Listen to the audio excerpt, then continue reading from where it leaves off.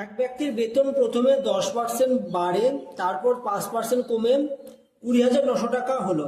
তার প্রাথমিক বেতন কত টাকা ছিল?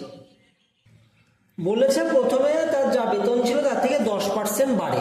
ধরে নিলাম তার বেতন ছিল 100 টাকা, বেড়ে হলো কত? 110 টাকা।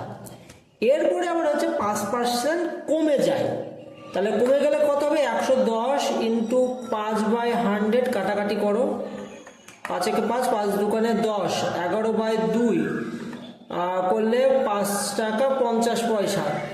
আচ্ছা, তাহলে 5% কমে কত হলো? এখন বেতন 104 টাকা 50 পয়সা, বা এই হিসাবে আমরা নিয়ে আসছি। ঠিক আছে, তাহলে এই 104.50 সমান হচ্ছে কত?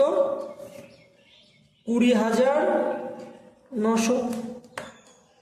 ঠিক আছে, তাহলে 1 সমান কত? আমি এটা মুছে দিই, তোমাদের বুঝতে সুবিধা হবে।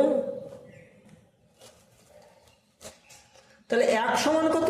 1 সমান বাই 104.50, 100।